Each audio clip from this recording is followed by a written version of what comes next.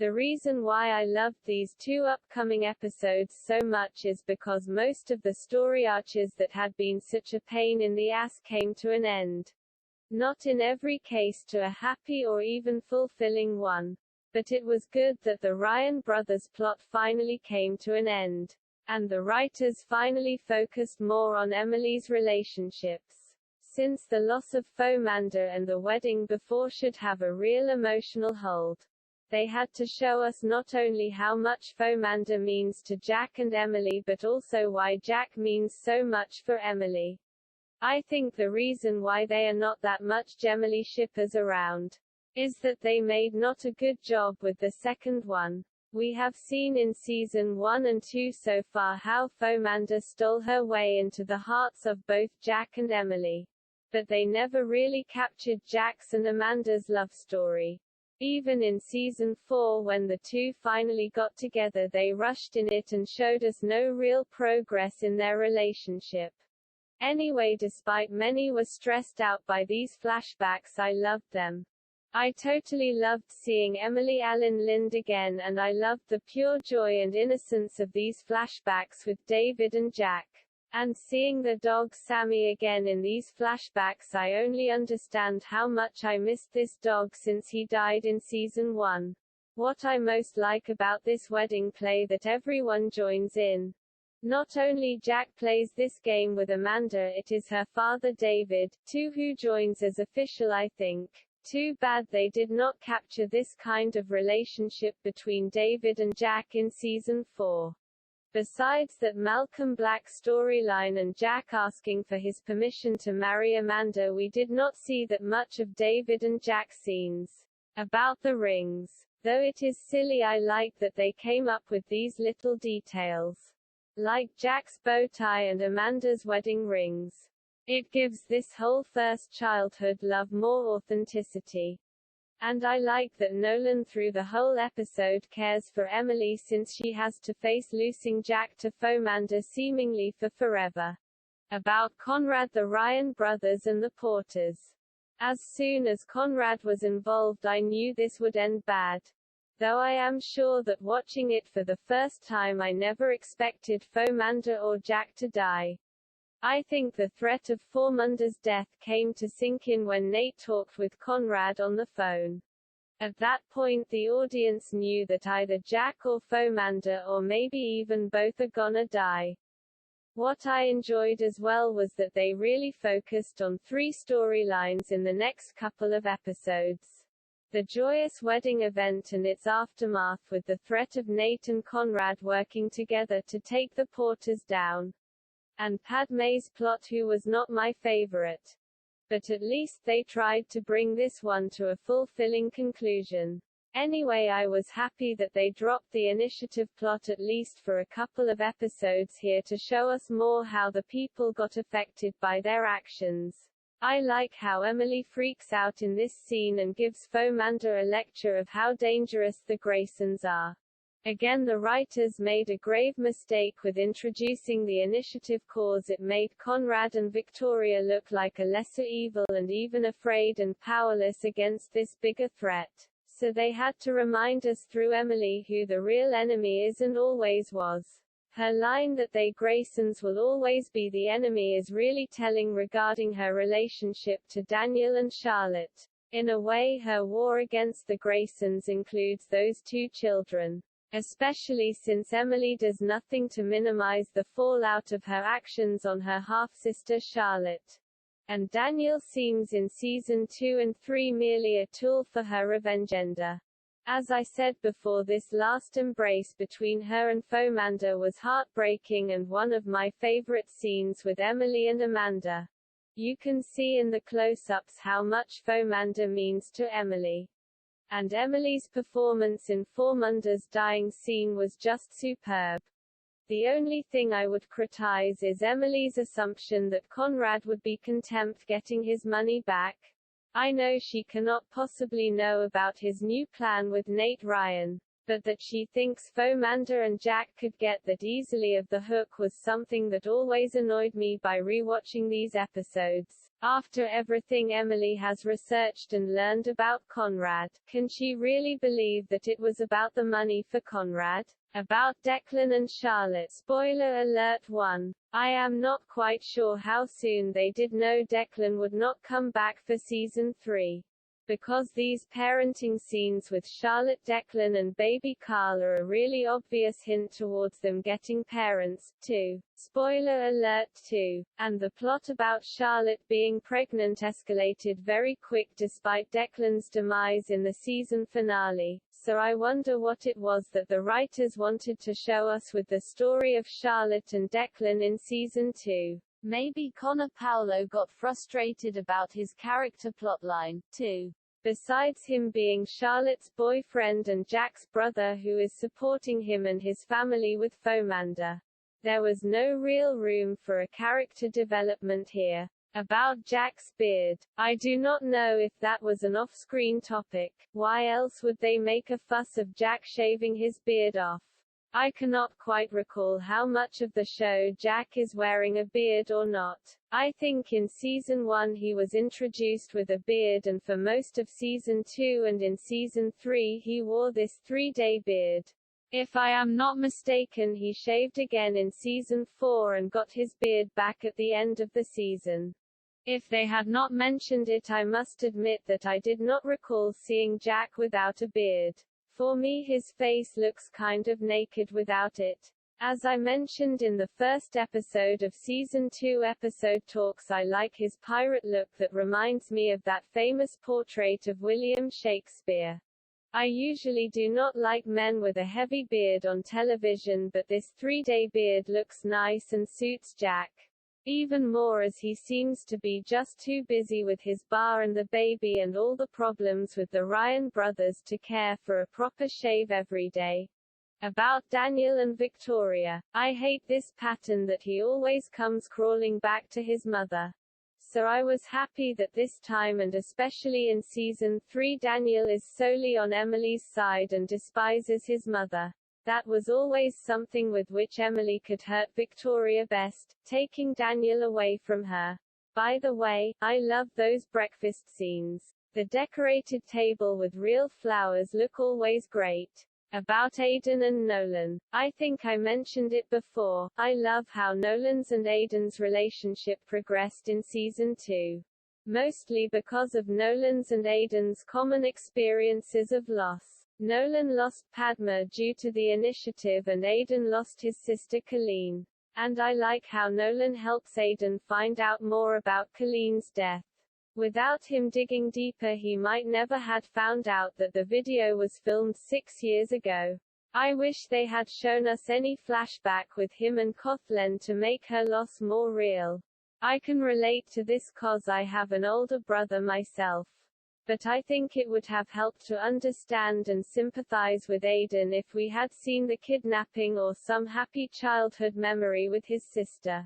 I know Emily is the main character and the loss of her father should not be diminished, but would it have been too bad if someone else than Jack, Emily and Victoria would have get their own flashbacks? Though I do not like the initiative plot being mentioned, I was glad they took the time to show us Aiden's loss. Though walking around and trying to find out that they staged the video and her death was a lie as Aiden wants to believe, it felt as if they wanted to stall for time.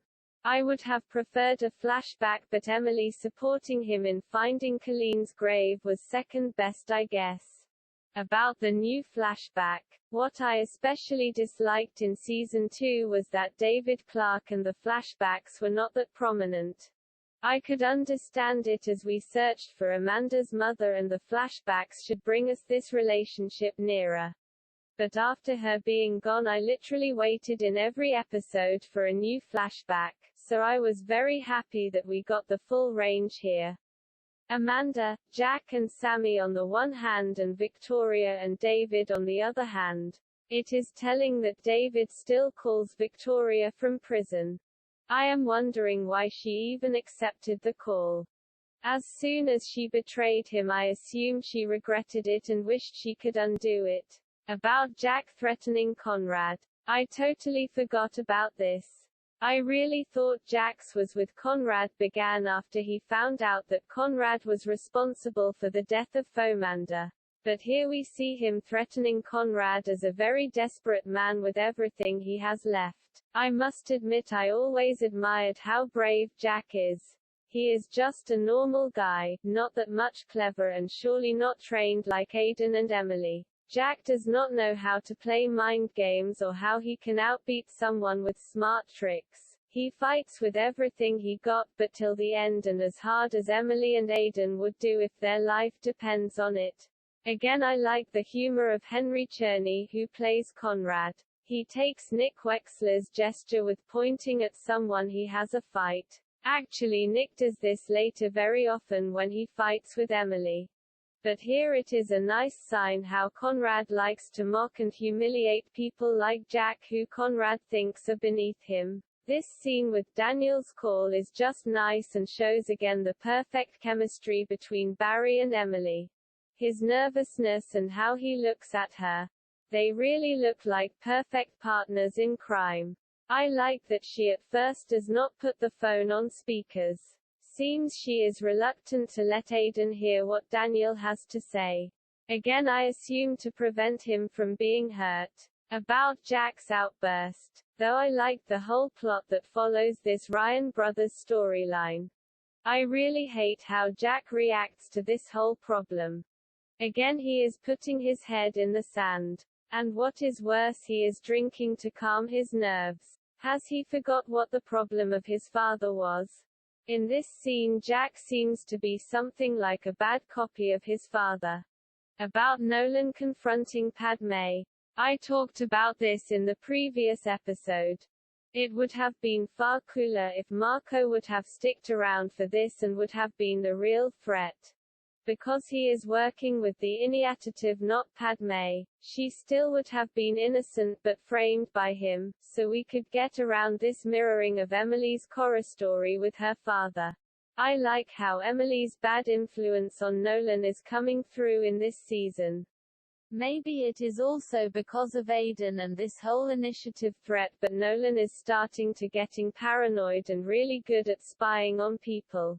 Not that he was ever bad in that, but how he tells Aiden what he can find out about the video of Colleen's death and the way he spies on Padma is really skilled on a whole other level than the stuff he has done for Emily in season 1, and I really like Gabriel Mann's performance here.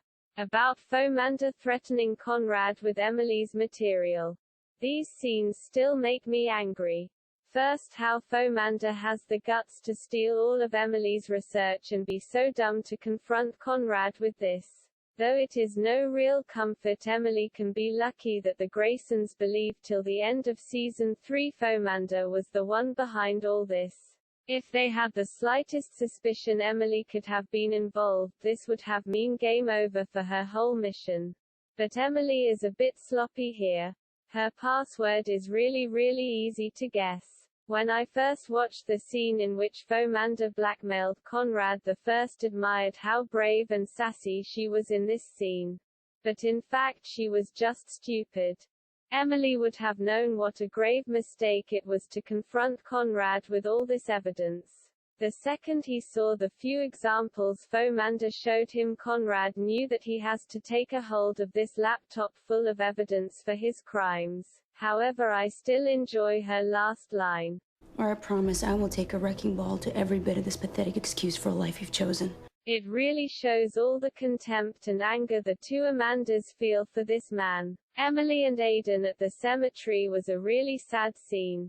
Not only because of this barren field that had the aura of a mass grave, also because of Aiden's righteous anger and Emily's lack of sympathy.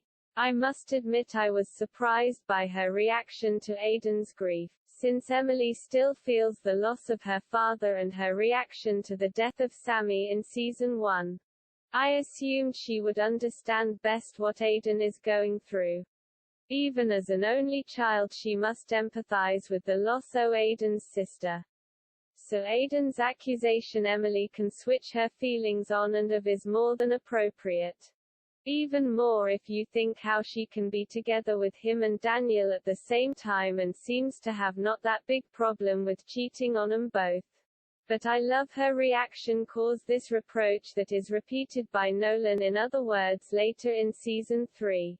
These words really sting and her response is one of my favorite quotes of revenge cause it is so true. That I don't feel, that I don't miss my father every single day, that I don't mourn the life that I could have had. Especially when I think about the death of my father when I was 17.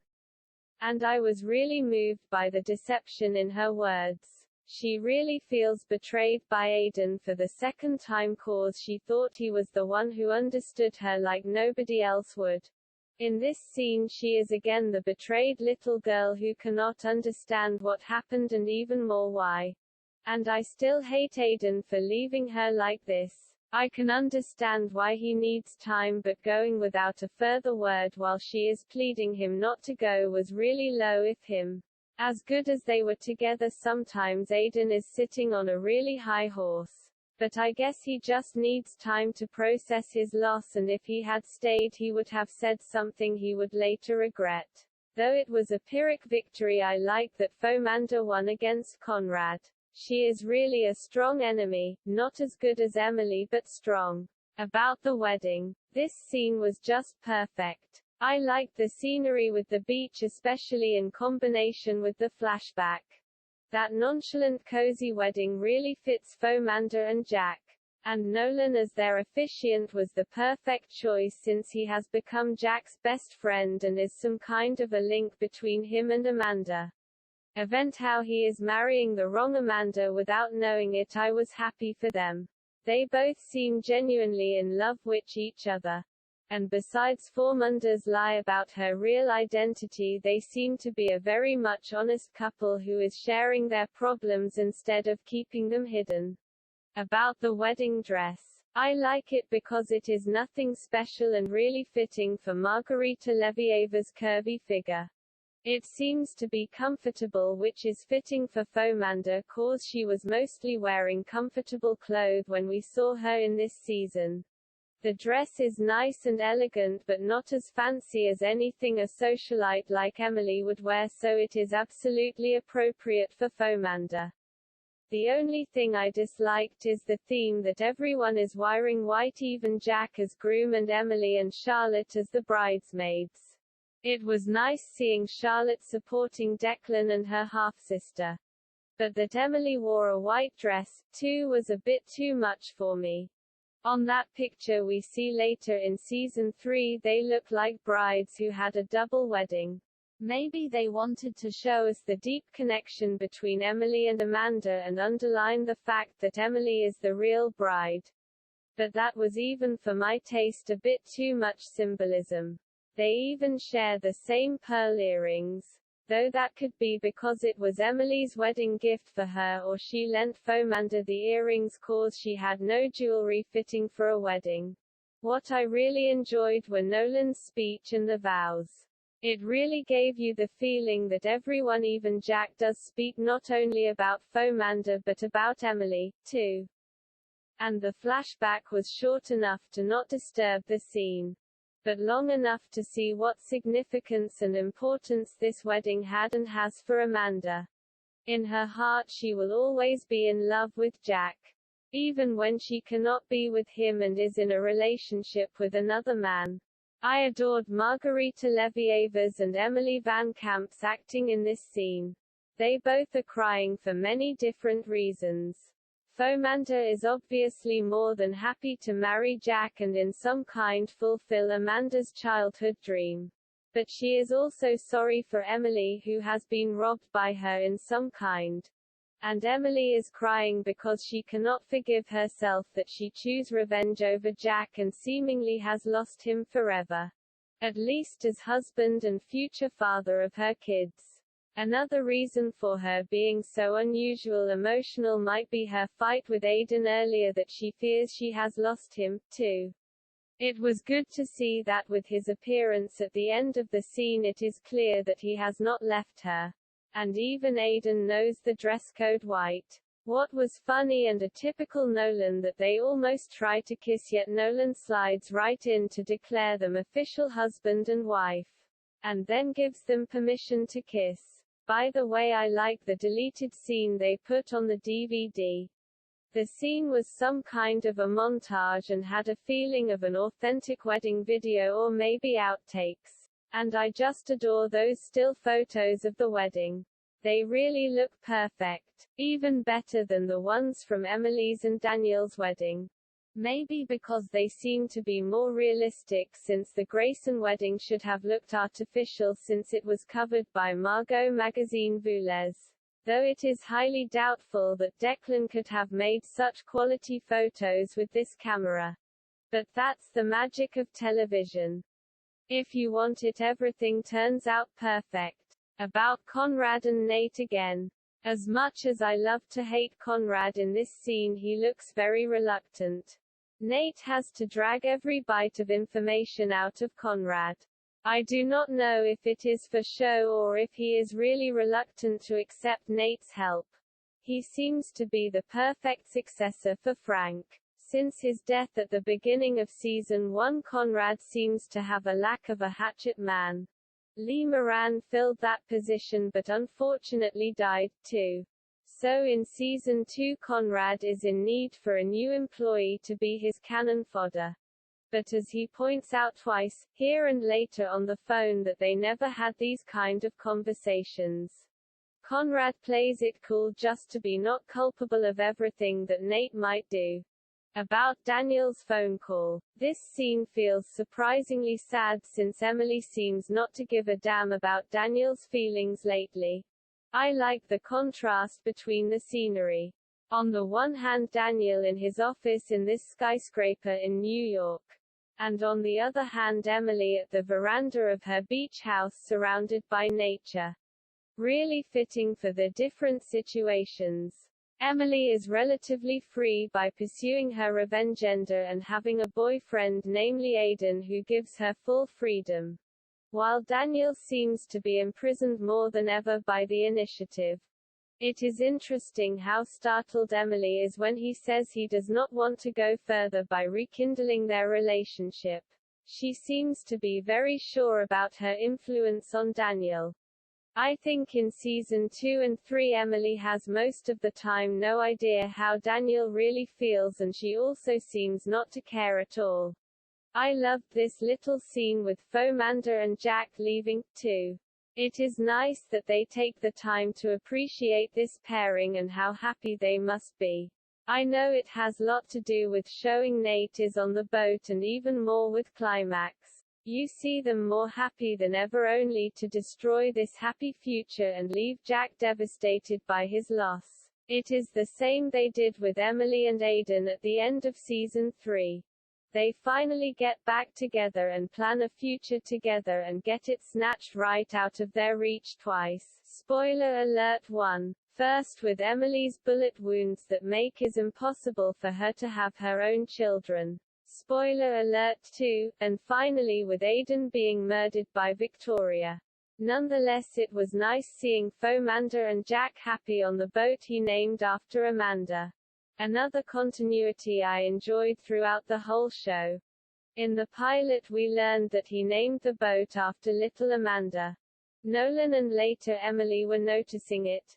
Spoiler alert 3. And in season 4 they set sails for their honeymoon travels on the boat David restored and named Infinity after the code word he and Amanda shared. Anyway, I really like decoration of the boat, which we saw first at the evening when Jack proposed. Seems to be a little romantic, this Captain Jack. The idea of taking the mattress onto the boat deck seems to be nice. Since they can sleep under the stars and under deck, it must have been heating up, since in the next episode Charlotte and Declan are complaining about the heat. About Victoria killing Helen. This was very surprising for me. It was a matter of time that Victoria would have been punished for her warning of Daniel, but that escalated really quick. Maybe because I always assumed Helen was working with Conrad than against him, I could not take this threat of Daniel serious. Or maybe because it sounds so ridiculous how calm she is talking about murdering a well-known CEO of a global investment firm, which happens also to be the son of one of the wealthiest and well-known families in the Hamptons. I like how Victoria works in this scene. She is drinking to get courage for what she is about to do. But it is not handing over the evidence. The last thing she and Conrad have to take down this terror organization. No, she already knows that she will trick Helen and has only one chance to shoot her first. It is interesting that Helen is fooled this easily as Victoria is leading her to the pool house in which Daniel lives. A bit strange since he is CEO and can afford a new home for himself in the city. Must be that he is lazy and sees not the need, or he wants to stay near so he can spy on his parents and get not surprised by their actions. Anyway, why should Conrad and Victoria leave the evidence in this safe and not in the one in Conrad's office or upstairs? Grayson Manor surely has more than one or two safes. And why would they store these important documents anywhere near Daniel?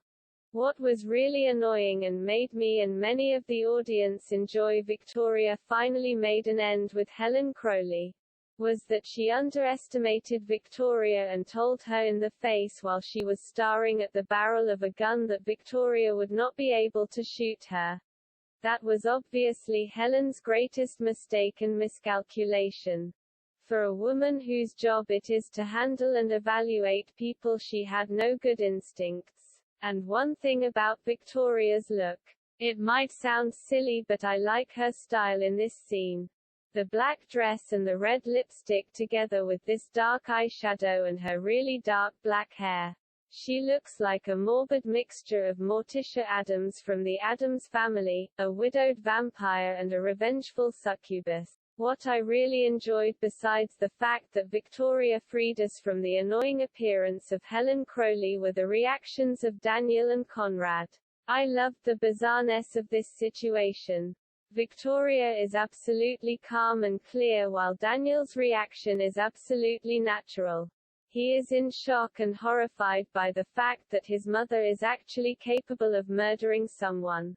As I said multiple times, Victoria seems to be in some kind of denial about her deeds. She can do unspeakable things like killing people, but always has a perfect excuse and explanation for her behavior. And what is even worse, she feels no remorse because she really thinks her acts are justified by that same explanation. But I absolutely love Conrad's reaction when Victoria says she goes first with her problem. Another interesting deleted scene was how Daniel and Conrad took care of the body. It belongs to the next episode, but I think it would have been fitting here, too. 'Cause in this cut Daniel is a confidant of a crime but not involved. Burying the body of Helen Crowley together with his father, that makes him an accomplice to the cover-up. Though Helen Crowley threatened his life and will have done worse as a member of a terrorist group, her death was murder. And even his parents were involved. Daniel could have talked to the police before burying a body. So here we see Daniel clearly overstepping the next line. The only thing missing is actual murder. Spoiler alert 1. But I am happy that he was lucky enough not to commit such a thing, even though he tried twice. First with Tyler in season 1 and spoiler alert 2, second with his wife Emily in season 3. About Emily and Aiden and the cliffhanger at the end. Another one of my favorite scenes with her and Aiden. I like the tradition of them meeting at the beach. This scene with the fire has its own quality and atmosphere. The natural lightning from the fire makes them both glow and gives this scene a warm and calm mood. Again, I like the sound here with the crackling wood. And I love her white sweater with the cable knit. Though I do not like turtlenecks, I totally would wear this one.